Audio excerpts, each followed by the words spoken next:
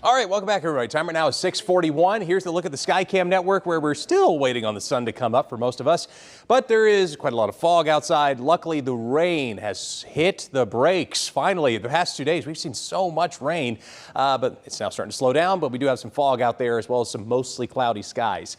There's some sprinkles that are showing up on live Super Doppler 4. Not much in the grand scheme of things, but the heavy stuff is finally over with, at least for now. With the rainfall totals, pretty impressive the past 3 days. All these little shades of orange that you see here, that's upwards of 3 inches that we saw across Oconee County, Pickens County.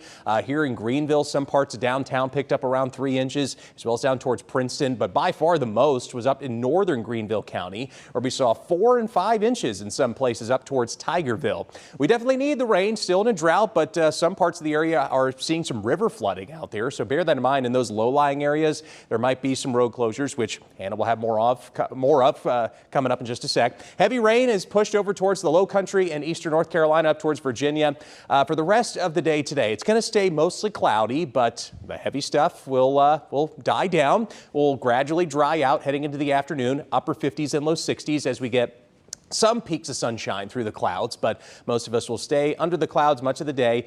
Temperatures, though, they'll be mild. By late December standards, it'll be pretty warm with highs today in the low to mid 60s for much of the upstate. Then later on tonight, it starts getting a little colder. The upper level low that's been giving us a lot of this active weather will get a little closer. It's got some colder air with it, and thus tomorrow morning, we're going to wake up to upper 30s and low 40s in the upstate. You'll definitely feel the difference, and possibly get close to freezing up towards western North Carolina.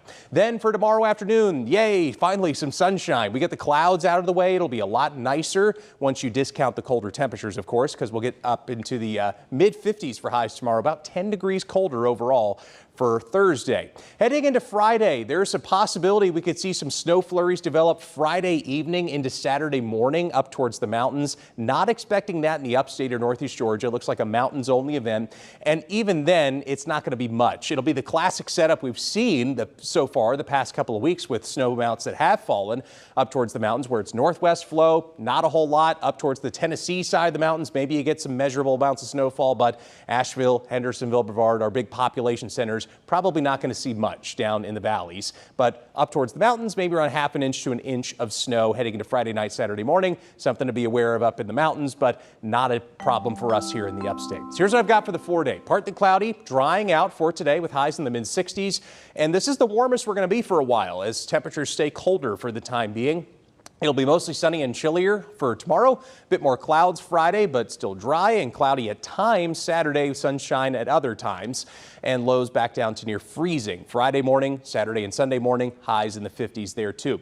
For New Year's Day, there's a chance we could see some more rainfall. Models are kind of split on what exactly happens with a possible system Monday into Tuesday, so we'll keep our eyes on that. And the 40 plus of the mountains calls for a chance for some flurries Friday afternoon and evening into Saturday morning, with highs only in the 40s those days. We'll keep you posted on those snow totals as they get a little closer.